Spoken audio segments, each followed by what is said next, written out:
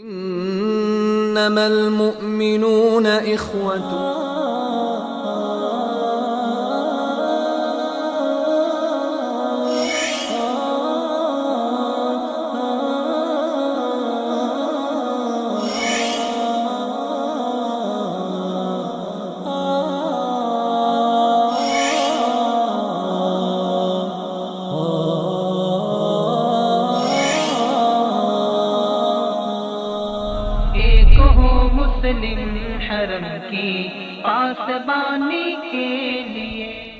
السلام علیکم ناظرین، میں ہوں آپ کا ہوسٹ جہاں زیب مناس اور میں ہوں عبداللہ عالم زیب۔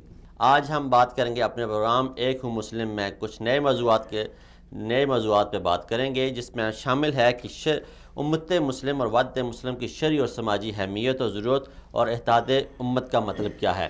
آج ہمارے ساتھ محو گفتگو ہوں گے جناب میرے دوست پروفیسر عبداللہ عالم زیب صاحب، اور ہم لیبنان سے پاکستانی سفیر ہز ایکسیلنسی جناب آفتاب احمد کھوکر صاحب کو کال پہ لیں گے اور ان سے بات کریں گے کہ کیا پاکستان کی خارجہ پالیسی میں اور پاکستان کی سفارتی پالیسی میں یہ بات شامل ہے کہ امت کو ایک پیج پہ کیسے اکٹھا کیا جا سکتا ہے۔ وحدت امت ایک اسلامی تصور ہے، اور کسی بھی معاشرے، کسی بھی ملک کی کامیابی اور فلاح اس کے افراد کے باہمی اتحاد میں مضمر ہے۔ اور جب کسی بھی معاشرے میں یہ وحدت کا تصور آتا ہے، امت اور معاشرہ یکجا ہو جاتا ہے، تو اس کا فائدہ یہ ہوتا ہے کہ دشمن جب اس پر نگاہ ڈالتا ہے تو اس پر وحشت طاری ہو جاتی ہے۔ اسی لیے اقبال رحمۃ اللہ علیہ نے فرمایا تھا، اے فرد ہے قائم ربط ملت سے تنہا کچھ نہیں، موج ہے دریا کی، موج ہے دریا میں اور بیرونی دریا کچھ نہیں۔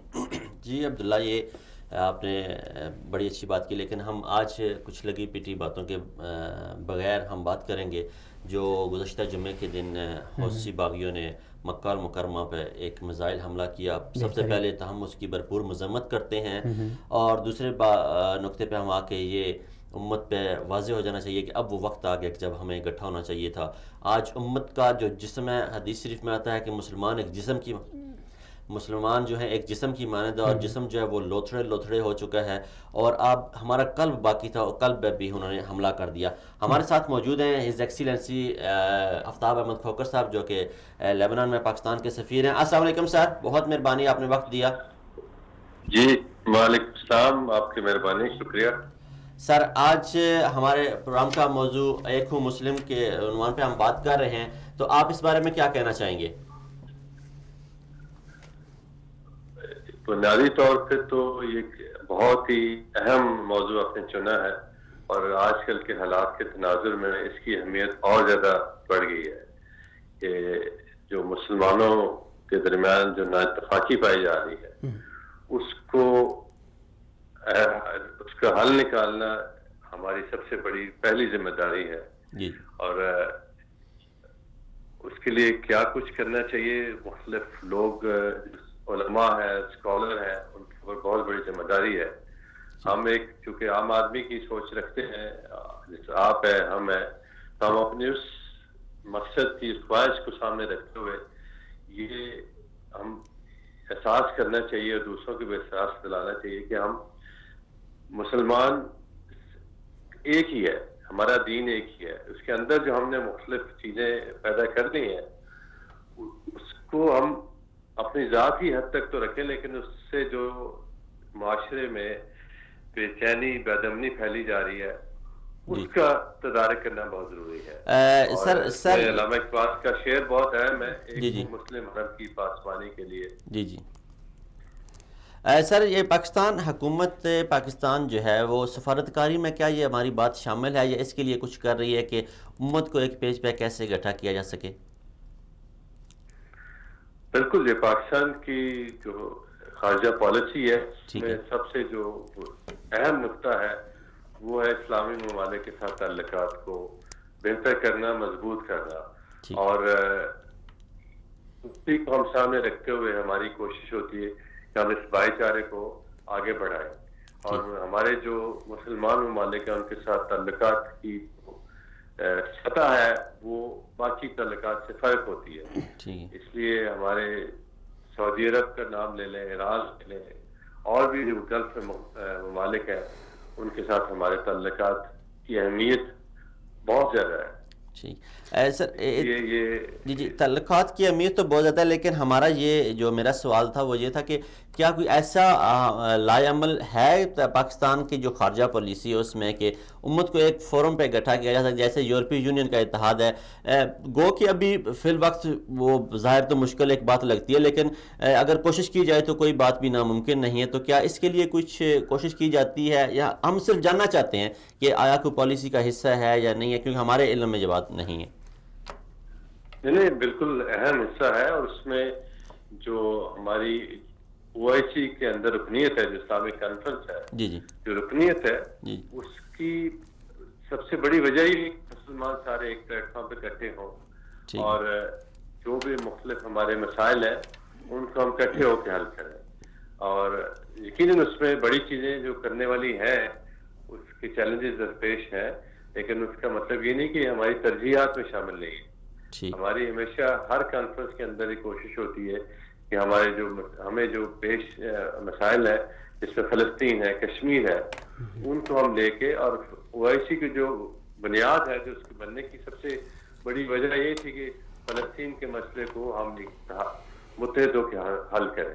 جی سر، یہ تو بیرونی حوالے سے مملکت کی جو کارکردگی تھی اس کے حوالے سے آپ نے بتا دیا، لیکن اندرونی ملک جس طرح مملکت خداداد پاکستان میں جو صورتحال ہے وہ بھی کافی تشویشناک ہے. فرقہ واریت ہے اور اس طرح مسلکی تعصبات ہیں، اسی طرح پارٹیوں کا آپس میں تھوڑا بہت ٹکراؤ ہے. تو اس حوالے سے ایک ریاست کی کیا ذمہ داری بنتی ہے کہ وہ معاشرے کے افراد کو یکجا کرے، متحد اور متفق کرے؟ بالکل، اس میں بنیادی ذمہ داری کی ریاست کی ہے اور اس کے بعد افراد کی ذمہ داری آتی ہے. تو ریاست کو دیکھنے کے لیے سب سے پہلے ہم نے دیکھنا ہے ہمارا آئین دستور کیا کہتا ہے. تو اس آئین دستور میں بڑی واضح طور پہ لکھا گیا ہے کہ ہم اس ملک میں امن اور سلامتی چاہتے ہیں اور کوئی تفریق نہیں ہونی چاہیے کسی بنیاد پر بھی. ٹھیک، بہت مہربانی. یہ تھے ہمارے ساتھ آفتاب کھوکر صاحب، اور انہوں نے بڑے اہم موضوع پہ بات کی، اور ہم نے ان سے جاننے کی یہ کوشش کی کہ ایک بہت بڑا اہم سوال ہے کہ جب ہم بات کریں ایک ہم مسلم وحدت امت کی بات کریں تو اس میں یہ بڑا اہم موضوع کہ پاکستان کی سفارتی پالیسی کا آیا یہ حصہ ہے کہ امت کو کیسے یکجا کیا جا سکے. اور جو پاکستانی سفیر جو بیرونی ممالک میں تعینات ہیں عبداللہ، تو وہ اس حوالے سے کیا کردار ادا کر رہے ہیں؟ تو انہوں نے اس حوالے سے جو میرا خیال ہے کہ پاکستان کو سب سے بڑھ کر کردار ادا کرنا چاہیے، کیونکہ پاکستان اس وقت عالمی اسلام کی جو نگاہوں کا مرکز ہے. جی، عالم اسلام کی نگاہوں کا مرکز ہونے کے بجائے، اور پاکستان جو ہے وہ اب اس نہج پہ پہنچ چکا ہے کہ پاکستان اب خالی ایک ملک ہی نہیں ہے یا کسی ایک انڈیپینڈنٹ کنٹری ہے، کسی پہ ڈیپینڈ نہیں کر رہا، اور اب امت مسلمہ کا ایک بڑا ہے. یہ پاکستان کو اب سمجھ لینا چاہیے کہ امت مسلمہ کی اگر اس وقت کوئی سربراہی کر سکتا ہے تو وہ فقط پاکستان ہے. جی، تو ہم بات کر رہے تھے مکہ مکرمہ پہ جو بیلسٹک میزائل سے حوثیوں نے حملہ کیا، الحمدللہ اسے ایک خودکار نظام نے تباہ کیا. لیکن بات اگر وہ حدیث کا میں حوالہ دے رہا تھا کہ مسلمان امت جو ہے وہ ایک جسم کی مانند ہے، جسم کے کسی حصے میں بھی کوئی تکلیف ہو، تھوڑی سی تکلیف ہو تو پورا جسم جو ہے وہ اس تکلیف کو محسوس کرتا ہے. آج کیا وجہ ہے کہ ہم شام کو لے لیں، فلسطین کو لے لیں، کشمیر کو لے لیں، بورما کو لے لیں، یمن کی بات کر لیں، تو مسلمان جو امت ہے یا مسلمان کا جو جسم وہ اس کے چیتھڑے اڑا دیے گئے ہیں. اب جو قلب ہے مسلمان کا، جو دل ہے وہ محفوظ تھا، اس پہ بھی اب حملہ کرنے کی کوشش کی گئی ہے. تو خدا را اب امت کو جاگنا ہوگا، اٹھنا ہوگا اور اپنے حق کے لیے آواز بلند کرنی ہوگی. اور یہ ہم بار بار کہتے ہیں کہ بنیادی جو فروعی مسائل ہیں انہیں پس پش ڈال کے ایک کلمہ جو ہے لا الہ الا محمد رسول اللہ، اس کے نیچے متفق ہونا پڑے گا. اور اس کے لیے اپنا ہر ملک کو، ہر فرد کو، ہر شخص کو اپنی اپنی جگہ اپنا کردار ادا کرنا ہوگا. اور پاکستان کے لیے امت مسلمہ کو کردار پاکستان کو ادا کرنا ہوگا، اور ہمیں مسلم امہ کو جو ہے اکٹھا کرنے کے لیے ہر جگہ اپنے اپنے طور پہ کچھ کرنا ہوگا. آپ اس بارے میں کیا کہتے ہیں؟ میں سمجھتا ہوں کہ یہ ایک بہت ہی پریشان کن صورتحال ہے جو ابھی حالیہ ہم دیکھ رہے ہیں، خاص کر عالمی اسلام کی. اور پھر عالمی اسلام کو اگر ایک طرف کیا جائے اور کعبہ کو، حرمین کو ایک طرف کیا جائے، تو یہ میرے خیال میں صورتحال اس نہج تک پہنچ چکی ہے کہ مسلمانوں کا جو منبع ہے، جس کے لیے اقبال نے کہا تھا کہ ایک ہوں مسلم حرم کی پاسبانی کے لیے، تو یہ ایک افسوسناک امر ہے کہ جس حرم کی پاسبانی کے لیے ہم نے ایک ہونا تھا، ہم خود فرقوں میں بٹ گئے ہیں.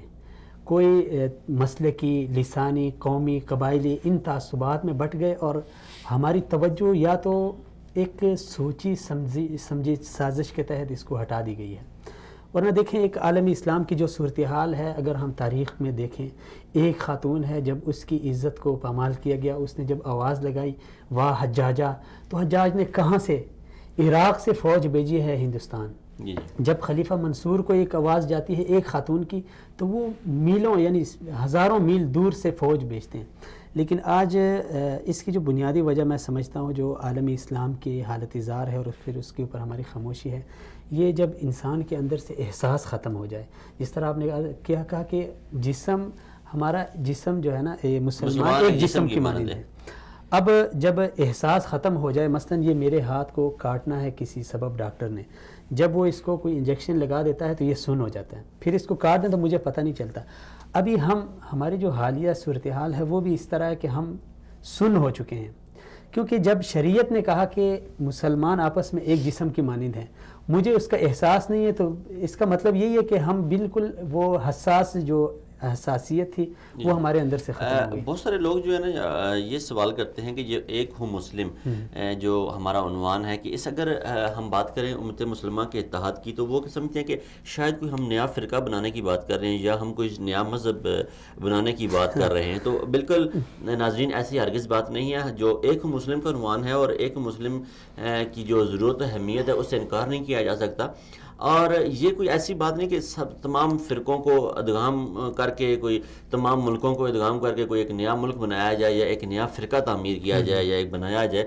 یہ فقط ایک پلیٹ فارم ہے، اور ہم اس کے لیے کوشش کر رہے ہیں کہ ایک پلیٹ فارم بنایا جائے، اور اس کے نیچے جو جتنے بھی مسلم ممالک ہیں، اور پھر ان میں جو پائے جانے والے فرقے ہیں، اختلافات ہیں، مسلکی اختلافات ہیں، اور انہیں بلا کے ایک ہو جائیں، اور ہم ایک مقصد سیٹ کریں، ہم ایک گول اپنا سیٹ کر لیں کہ ہم نے کعبہ کی حفاظت کے لیے مسلمانوں نے اکٹھا ہونا ہے، اور ہم نے اس کے لیے اکٹھا ہونا ہے، حرمین کی حفاظت کے لیے اکٹھا ہونا ہے، اور ہمارا مقصد یہ ہو کہ کسی بھی ایک مسلم ممالک پہ حملہ جو ہے وہ ساری امت مسلمہ میں حملہ تصور کیا جائے. جیسے اب شیخ سدیس صاحب جمعے کے خطبے میں فرما رہے تھے کہ یہ جو کعبہ پہ حملہ کیا گیا ہے، یہ فقط کعبہ پہ حملہ نہیں تھا، یہ 1.5 کروڑ مسلمانوں کے جذبات پہ حملہ تھا. میں تو اس سے آگے جاتا ہوں کہ یہ خالی جذبات پہ حملہ نہیں تھا، یہ 1.5 کروڑ مسلمانوں پہ ڈائریکٹ حملہ تھا. اب اس کا جواب دینے کا وقت آ گیا ہے. اس کا جواب ہم کیسے دیں؟ ہم نے یہ نہیں کرنا کہ اب یہ حملہ یمن سے ہوا ہے، ہم نے یہ نہیں کرنا کہ یمن پہ چڑھ دوڑیں. اور جو سعودی حکومت ماشاءاللہ ایک بڑا اچھا کام کر رہی ہے، ان کے حوثیوں کی جو اب ساری دنیا کے سامنے عیاں ہو گئے ہیں کہ لوگ کہہ رہے تھے ان پہ ظلم ہو رہا ہے، یہ ہو رہا ہے، اب ان کے ارادے جو ساری دنیا عیاں ہو گئے ہیں کہ وہ کیا کرنا چاہ رہے تھے. اب ان جس طرح آپ نے کہا کہ کرنی تو بڑی ضروری تھی. جی ہاں، یہ کسی بھی ملک کی مداخلت دوسرے ملک کے لیے تشویشناک ہے. مثلا ہمارا پاکستان ہے، اگر اس کے آس پاس کوئی اس طرح کی تخریب کاری کرے تو یہ ہمارے لیے قابل برداشت نہیں ہے، کسی صورت بھی ہم برداشت نہیں کریں گے. اور پھر جو سعودی حکومت کر رہی ہے وہ تو حرمین کی حفاظت کے لیے کر رہی ہے. لیکن آپ نے جو ایک بات کہی کہ بعض لوگ سمجھ رہے ہیں کہ ہم کوئی نیا فرقہ ایجاد کر رہے ہیں یا کیا، میں سمجھتا ہوں کہ اس وقت جتنی ضرورت عالمی اسلام کو ہے اتحاد اور اتفاق کی، شاید اس سے پہلے کبھی نہ تھی. یہ میں دعوے کے ساتھ کہہ رہا ہوں، کیونکہ عالمی اسلام اب جس صورتحال سے دوچار ہے، اس میں ناگزیر ہے کہ ہم اپنے تمام تر اختلافات کو پسی پشت ڈال دیں. اور اللہ تعالیٰ نے قرآن کریم میں کہا کہ وَلَا تَنَازَعُوا فَتَفْشَلُوا وَتَذْهَبَ رِيحُكُمْ، کہ تم آپس میں فرقوں میں نہ تقسیم نہ ہو جاؤ، تمہاری طاقت ختم ہو جائے گی اور تم ناکام ہو جاؤ گے. آج جو ہم ناکامی، تو میں اس کو ناکامی تو نہیں کہتا، لیکن یہ جو حالات ہمارے اوپر آئے ہیں ہمیں جھنجھوڑنے کے لیے، یہ بیسیکلی اس کی بنیادی وجہ اگر دیکھی جائے تو یہی ہے. ہم مختلف قومیت، لسانیت اور ان تمام چیزوں میں بٹ گئے ہیں.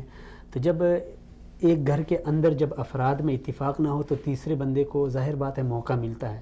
وہ کہتا ہے کہ یار یہ گھر کے افراد خود متفق نہیں ہے، تو چلو آ جاؤ خود مداخلت کر کے ان کو مزید بکھیر دو. تو یہ ایک تشویشناک صورتحال ہے. قرآن میں اللہ کا ارشاد ہے نا کہ اللہ پاک فرما رہا ہے کہ آپ کہیے کہ اس پر بھی وہی قادر ہے کہ تم پر کوئی عذاب تمہارے اوپر سے بھیج دے، یا تمہارے پاؤں تلے سے یا تم کو گروہ کر کے سب کو بڑھا دے اور تمہارے ایک دوسرے کو لڑائی کا مزہ چکھا دے. آپ دیکھتے تو صحیح ہیں کہ کس طرح دلائل اور مختلف پہلوؤں سے بیان کرتے ہیں, شاید وہ سمجھ جائیں. لیکن آپ بیان کرنا, اس کو سمجھنا کہ اگر آج بھی ہم جو اپنے اس مسلکی اور فروئی جو ہم نے لسانیت اور قومیت کے لبادے اوڑے ہوئے ان کو نہ اتار پھینکا, تو یہ جو مصیبتیں اور علام اور ہمارے درمیان افتراق کو انتشار کا شاخسانہ ہے, بیسک یہی چیزیں ہیں. اگر ان سے ہم نے اپنے آپ کو الگ نہ کیا تو یہ جو جتنے بھی ہم مصیبتوں سے گزر رہے ہیں یہ کم ہیں, اس سے بھی زیادہ بڑھتی جا سکتی ہے. لیکن ایک بات میں یہ کہہ سکتا ہوں کہ ہمارے جو فروئی اختلافات ہیں, ہم جو امت ہے 95% مسائل میں ہم متفق ہیں. 5% مسائل ایسے ہیں جن میں ہمارا اختلاف ہے. لیکن افسوسناک امر یہ ہے کہ ہم نے وہ 95% کو چھوڑ دیا ہے اور 5% کو لے لیا ہے. تو یہاں پہ ذرا بات سوچنے والی ہے کہ ہمیں جانا کس طرف تھا اور ہم جا کس طرف رہے ہیں. یعنی ہمیں ابھی بھی ہمارے پاس چانس ہے کہ ہم اپنا رخ سیدھا کریں, اپنا قبلہ درست کریں, اور جو امت کی حالت ہے اس کو بغور دیکھیں, اور اس کو حل کرنے کے لیے ہر فرد, جس طرح آپ نے کہا ہر فرد کی ذمہ داری ہے.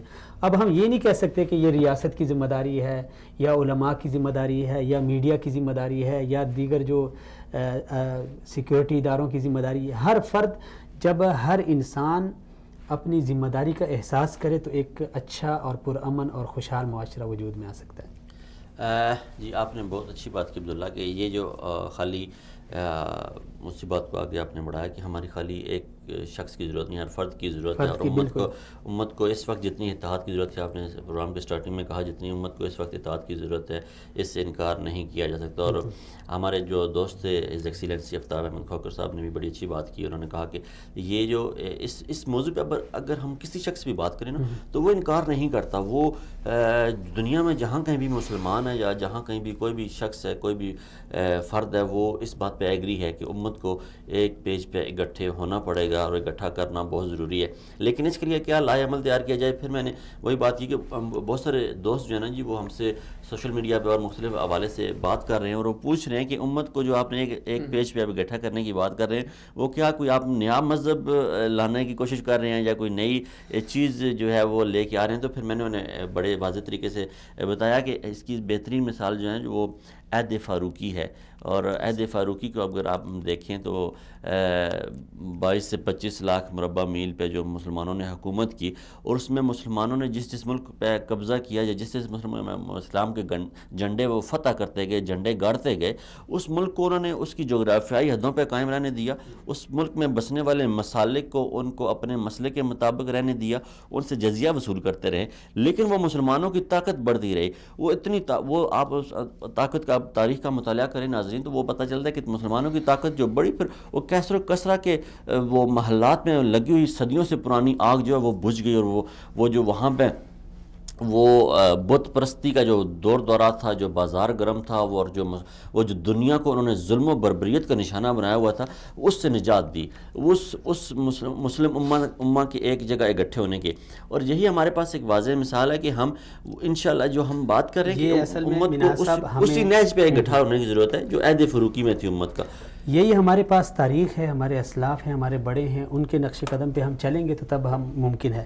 لیکن یہاں پہ میں ایک بات ذکر کروں کہ یہ ایک افسوسناک امر ہے کہ ایک سازش کے تحت ہمیں ٹکڑوں میں تقسیم کر دیا گیا تاکہ ہم ان کے لیے ایک آسان نوالہ بن جائیں. بالکل. تو اس صورت میں مثلا ہم ابھی اگر ہم ہیں, ہم یہ کہتے ہیں کہ ہم پاکستانی پہلے ہیں اور مسلمان بعد میں ہیں.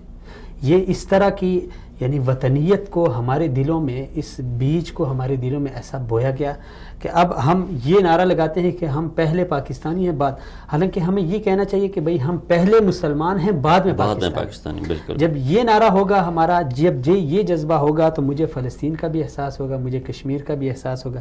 جب میں یہ کہوں گا کہ میں پہلے پاکستانی ہوں تو اس کا مطلب ہے کہ پاکستان کے جتنے جغرافیائی حدود ہیں اس کے باہر جو مرضی ہو جائے میں تو پہلے پاکستانی ہوں، اسلام تو بات کی بات ہے. جی ہم ایک یہ چیز انہی حدوں پہ آج کل قائم ہے کہ ہم یہ سوچتے ہیں کہ یہ جو آگ لگی ہوئی ہے شام، فلسطین، لیبیا، کشمیر، بورما، سوریا، یہ صرف اور صرف ان ملکوں میں لگی ہوئی ہے. ہمارا ملک تو محفوظ ہے، ہمارا گھر تو یہی مین چیز ہے. بالکل یہ اس آگ نے سب کو جلانا ہے، سب کے گھروں میں پھیلنا ہے. لیکن اس سے پہلے ہمیں روکنا ہوگا کہ ہمارے گھر اس آگ کی لپیٹ میں ہیں. یہاں پہ وقت ہوا ایک بریک کا، بریک کے بعد ہمارے ساتھ رہیے. إنما المؤمنون إخوة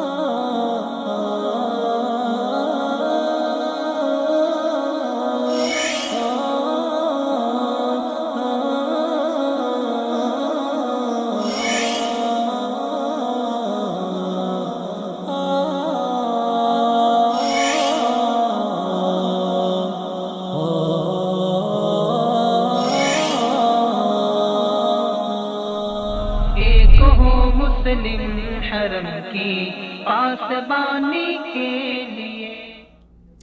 welcome back after the break. جناب ہم بات کر رہے تھے بریک پہ جانے سے پہلے کہ امت میں ہر جو مسلمان امت ہے اس میں ہر فرد کو اپنا کیا ذمہ داری کا احساس ہونا چاہیے اور کیا کردار ادا کرنا چاہیے.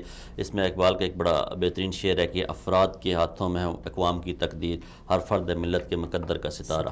اب اس کے بغیر تو یہ ممکن نہیں ہے کہ امت کی جو اصلاح ہے وہ کسی فرد کا ہم کہیں کہ اکیلے کا کام ہے. اس کے لیے پوری امت کو ساتھ لے کے چلنا ہوگا، ہر فرد کو اپنی ذمہ داری سمجھنی ہوگی، سوچنی ہوگی. آپ کیا سمجھتے ہیں کہ امت کی وحدت کیسے ممکن ہے عبداللہ؟ یہ ہم آج پہ ہمارے وحدت امت پہ ہم بات کر رہے ہیں اور ہم نے بڑی ڈیٹیل اس پہ بات کی. بڑی اچھی بات ہے، لیکن اس کے لیے ہمیں سب سے پہلے یہ جاننا ضروری ہے کہ اسلام اور مسلمان ہی وہ واحد مذہب اور وہ واحد قوم ہے جو متحد ہو سکتے ہیں. یہودیت بہت ہی جلد حضرت موسیٰ علیہ السلام کے بعد فرقوں میں بٹ گئے یہودی. عیسائی حضرت عیسیٰ کے بعد فرقوں میں بٹ گئے، اور پھر عیسائی جو ہے نا وہ حضرت یہودیوں کے اوپر حضرت عیسیٰ کے قتل کے جو الزام بھی لگاتے ہیں، لیکن آج وہ دونوں اکٹھے ہیں مسلمانوں کے خلاف. ٹھیک ہے. اور مسلمان جو کہ ایک نبی، ایک قبلہ، ایک قرآن اور سب کچھ ایک ہونے کے باوجود فرقوں میں بٹے ہوئے ہیں، تو یہ ایک بڑا افسوسناک امر ہے. اب کیسے ممکن ہے کہ امت متحد ہو جائے، متفق ہو جائے؟ تو یہ ناممکن نہیں. پوائنٹس یہ ہے کہ بس ایک تو توحید ہے ہمارے پاس. ٹھیک ہے. ایک واحد ایسا پوائنٹ ہے کہ جس پہ توحید متحد ہو سکتے ہیں ہر کوئی. فروعی اختلافات کو پس پشت ڈال کر توحید، اللہ کی وحدانیت، رسول کی رسالت، قرآن، زکوٰۃ، روزہ، یہ جو بنیادی مسائل ہیں یہی ہمارے پاس ہیں کہ ہم ان کی پرچار کریں اور فروعی مسائل کو پس پشت ڈال دیں. ٹھیک ہے. متحد ہو جائے گی. ایک ہے تکفیر سے اجتناب. تکفیر یہ ہے کہ جس طرح آج کل ہمارے معاشروں میں ایک رواج چلا ہوا ہے، آپ مجھے کافر کہتے ہیں، میں آپ کو کافر کہتا ہوں، ہر کوئی بندہ مفتی بنا ہوا ہے. اس نے بہت زیادہ نقصان کیا امت کا، اور امت کو اس چیز نے بہت سارے فرقوں میں یعنی وہ تقسیم کر دیا. اب تیسرا پوائنٹ میرے خیال میں وہ یہ ہے کہ مشترکہ دشمن کی پہچان. اب اس وقت عالمی اسلام کے سامنے دشمن کون ہے اس کو پہچاننا چاہیے. پاکستان کا دشمن کون ہے اسے جاننا چاہیے، بجائے اس کے کہ بریلوی، اہل حدیث، دیوبندی، سلفی ایک دوسرے کے دشمن بنے. اب حقیقی دشمن کی پہچان کریں کہ بھئی کون ہے. اگر مثلا انڈیا آ گیا، اس نے یہ نہیں دیکھنا کہ بھئی یہ بریلوی ہے اس کو چھوڑ دو، یہ دیوبندی اس کو چھوڑ دو، اس نے سب کو رگڑا لگا دیا. نہیں اب آپ دیکھ سکتے ہیں نا عراق اور یہ جتنے ملک ہیں، یا اب کشمیر میں جو کٹ رہے ہیں وہ تقسیم تو نہیں کرتے. وہ عراق میں جو کٹ رہے ہیں ان کی تقسیم تو نہیں کر رہے، جو یمن میں کٹ رہے ہیں ان کی تقسیم تو نہیں کر رہے، جو شام میں کٹے ہیں ان کی تقسیم تو نہیں کی انہوں نے، جو لیبیا میں مرے ہیں ان کی تقسیم تو نہیں کی انہوں نے. تو یہ ایک نقطہ بہت اہم ہے کہ ہم مشترکہ دشمن کی پہچان کو سامنے رکھیں. اسی طرح مشترکہ جو امور ہیں، چاہے وہ ایک ملک کے ہوں یا ایک عالمی اسلام کے ہیں، ان کو مد نظر رکھ کے ان کی ایک ترتیب بنائی جائے اور اخوت اسلامی پر تائید دی جائے. اس کی تاکید کی جائے کہ اسلام نے اخوت پہ کتنا زور دیا. المسلم و اخو المسلم کہہ کر کہ نبی صلی اللہ علیہ وسلم نے فرمایا حجۃ الوداع کے موقع کے اوپر کہ تمہاری عزتیں، تمہارا خون اور تمہارا مال ایک دوسرے کے اوپر ایسے حرام ہے جس طرح یہ شہر حرمت والا ہے, یہ مہینہ حرمت والا ہے, یہ دن حرمت والا ہے. تو ایک مسلمان کی عزت نفس کو اتنی قدر سے دیکھا گیا ہے, اتنی شریعت نے اس کو اہمیت دی ہے, اس چیز کے اوپر زور دینا چاہیے. آج جو ہم چھوٹی چھوٹی بات پہ ایک دوسرے کو قتل کر رہے ہیں, اس کا مطلب ہے کہ مجھے ایک مسلمان کی اہمیت, اس کی جان, اس کی عزت کا پتہ نہیں ہے. جی ایک دفعہ نبی پاک صلی اللہ علیہ وسلم اپنے صحابہ کے گروپ کے ساتھ حرم مکہ میں داخل ہوئے اور مکہ کی طرف دیکھا اور فرمایا کہ مکہ تو کتنی شان والا ہے, تو کتنی عظمت والا ہے, تو کتنے رعب اور دبدبے والا ہے, تجھ سے بھی زیادہ رعب اور دبدبے والی کوئی شے ہے. تو صحابہ کرام رضوان اللہ اجمعین حیران ہوئے, فرمایا یا رسول اللہ اس سے زیادہ حرمت اور تقدس والی کیا چیز. آپ صلی اللہ علیہ وسلم نے فرمایا کہ ایک مومن کا دل, جس نے ایک مومن کا دل دکھایا اس نے 100 دفعہ کعبہ کو شہید کرنے کے برابر گناہ پایا. ہاں تو یہ چیزیں جو مشترکہ طور پہ ہمیں مد نظر رکھنی چاہیے. اس میں اب ہمارے پاس میرا خیال ٹائم اتنا نہیں ہے, مختصر سا عرض کروں کہ بعض حکومتی ذمہ داریاں ہیں اس کو بھی مد نظر رکھنی چاہیے. مثلا ذرائع ابلاغ پہ نظر ہونی چاہیے, آج کل یہ بھی ایک بہت بڑا مسئلہ بنا ہوا ہے. اسی طرح دانشور جو مصنفین ہیں یا جن کے ہاتھوں میں قلم ہے, لکھ رہے ہیں کالم کی صورت میں, بلاگ کی صورت میں یا تجزیہ تبصرے جو بھی ہیں, ان کے اوپر تھوڑی سی ریاست کی نظر ہونی چاہیے, کیونکہ یہ بھی ایک ایسا جو فرقہ واریت پہ مبنی لٹریچر تقسیم ہو رہا ہے. یہ وہی بات آگئی نا اقبال کی کہ افراد کے ہاتھوں میں ہر فرد کو جی احساس ہونا چاہیے. اسی طرح ممبر و محراب پہ نظر رکھنی چاہیے. یہ بہت ہی اہم پوائنٹ ہے, کیونکہ افسوسناک امر یہ ہے کہ یہ ممبر و محراب تو ہماری اصلاح کے لیے تھا. اس کا ایک تصور جب ذہن میں ممبر کا نام لیتے تو ایک اچھا ایک تصور ذہن میں آتا تھا, لیکن آج جب کوئی ممبر و محراب کا نام لیتا ہے تو جلدی سے یہ پوچھ لیتے ہیں کہ بھئی کس فرقے کا ہے, کس مسلک کا ہے. یہ اچھا ایک اور آپ کو بات یہاں پہ بتاتا چلوں کہ جب ممبر محراب کی بات کریں تو پوری دنیا میں اللہ تعالیٰ نے اسلام کو ایک بڑا جامع دین بنایا اور اس میں بڑی نصیحتیں سمجھداروں کے لیے پیدا کر دیں.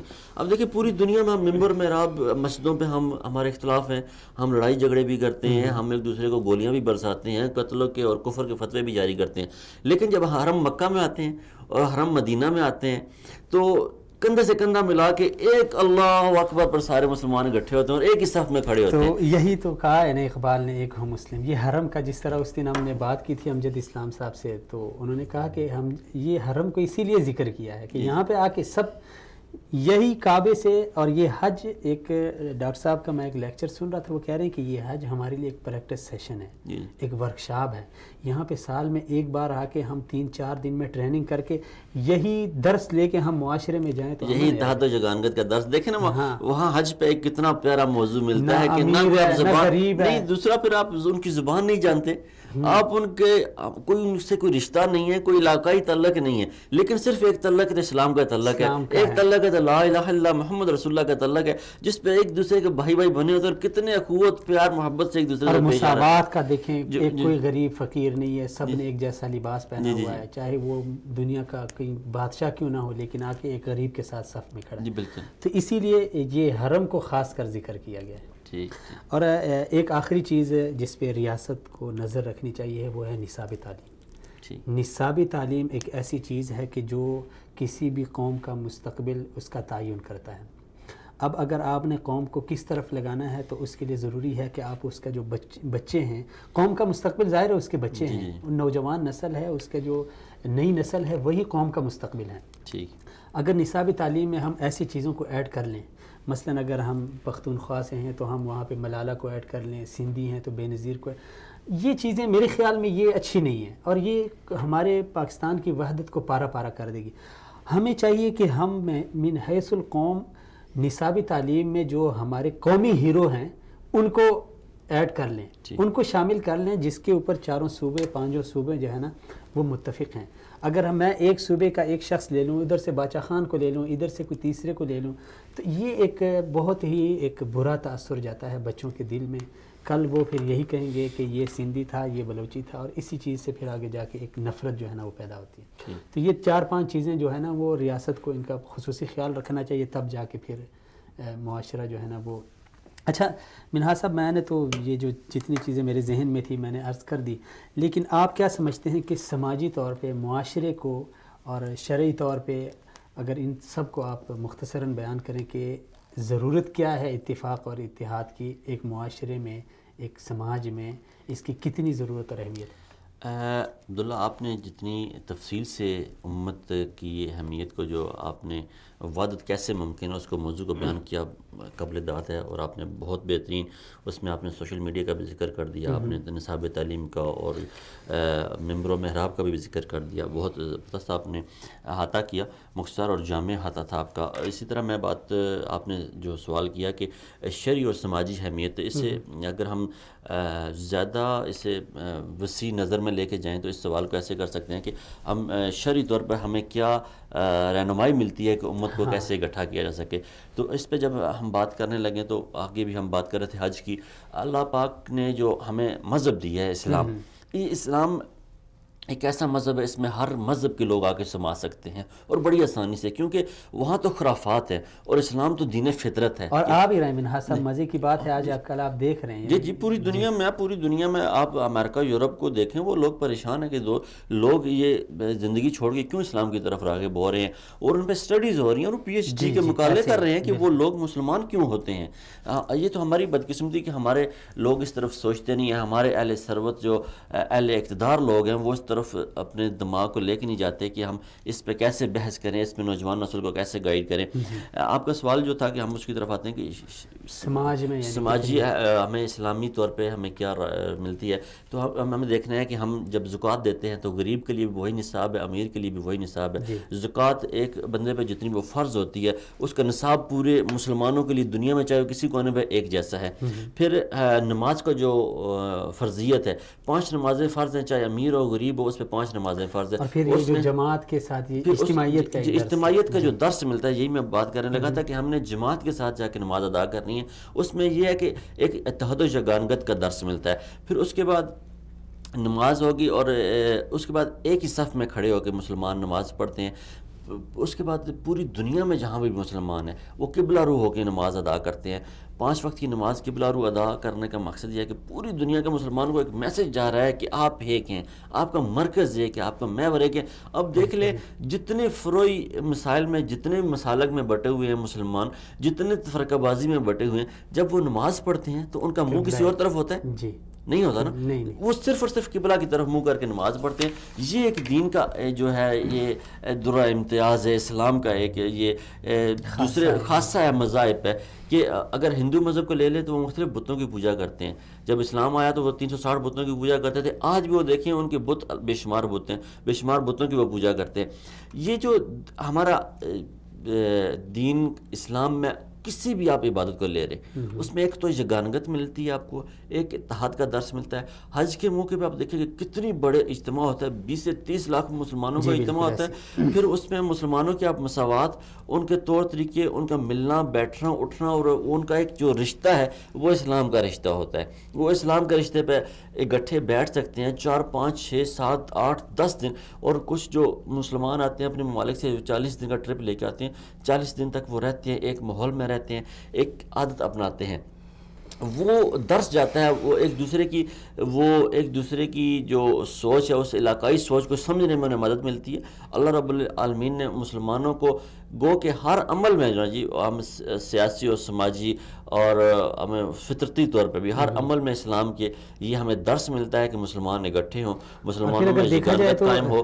اور اس کی جیسے ہم نے پہلے بات کی، آج اس کی بڑی اشد ضرورت ہے. پچھلے ہفتے اگر آپ نے خبروں پہ دیکھا ہو تو مسجد اقصیٰ کو جو ہے یونیسکو نے، جو عالمی تنظیم ہے ورثہ، جو اس نے مسلمانوں کا ورثہ قرار دیا. لیکن اسرائیلی حکومت نے اس کے بعد کہا کہ ہم جو ہے اپنا اس سے بدلہ لیں گے، مسلمانوں سے یا یونیسکو سے ہم بدلہ لیں گے. تو انہوں نے کیا کیا جی کہ انہوں نے کہ جو پرانی مسجد بیت المقدس تھا وہاں سے لے کر جو دیوار براق ہے وہاں تک انہوں نے کہا جی کہ ہم انڈر گراؤنڈ ریلوے لائن بچھائیں گے. وہ ریلوے لائن بچھانے کا کوئی بظاہر مقصد نہیں. ان کے وزیر اطلاع جو مواصلات ہے اس نے فیزیبلٹی رپورٹ بھی اس کی کہا ہے کہ تیار کی جائے.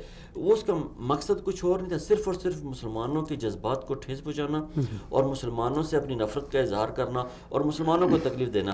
اب جب کہ عالمی تنظیم ہے یونیسکو کی، اس نے کہا ہے کہ یہ مسلمانوں کا مذہبی ورثہ ہے اب لیکن ہم مسلمان اس حد تک کمزور ہیں کہ ہم اپنے اس مذہبی ورثے کو جو انٹرنیشنلی ریکمینڈڈ ہے، ریکگنائز ہے، ہم اس کو نہیں لے سکتے.